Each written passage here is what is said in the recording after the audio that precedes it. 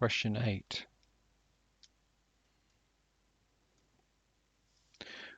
What force is exerted by a 2-meter long solid aluminium bar of 50 millimeter diameter when heated from 20 to 220 degrees Celsius and restrained between two solid immovable walls? Young's modulus is this.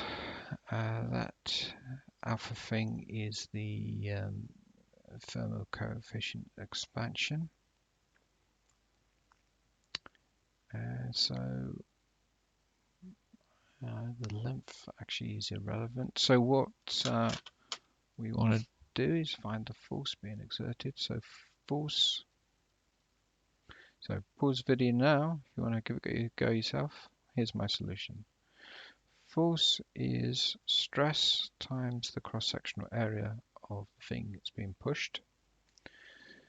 Stress is, well, let's use Young's modulus. Young's modulus is stress over strain. So stress is going to be Young's modulus times strain. So Young's modulus times strain times area. I think I've got quite a lot of terms now at the moment. Okay, strain. So what's strain? Strain is change in length over length.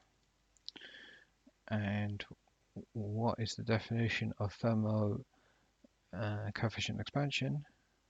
And that is the change in length times alpha times the change in temperature is that. So in terms of thermal strain, it can be written as alpha times change in temperature. So let's put that in. So we've got Young's modulus times thermal coefficient expansion times by the change in temperature times by the area will give me the force that's being exerted between those two walls. And notice that length doesn't come into it. You could sort of backtrack and calculate the strain, but so that'd be one way to solve it, but you don't need it ultimately. So we've got 70 times 10 giga.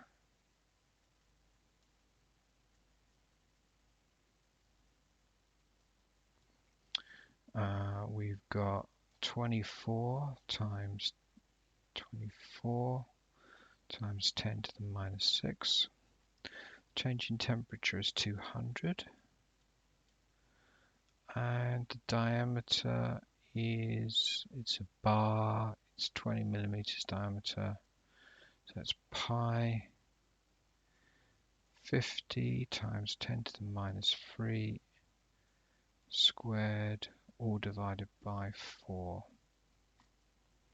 So all that little lot goes into my calculator.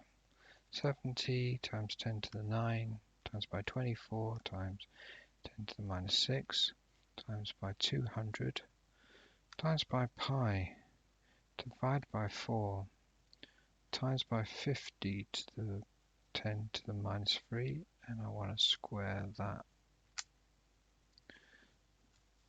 So that gives me 659.3, and that will be, oh yeah, times 10 to the 3. So that's newtons. So rounded up gives me B.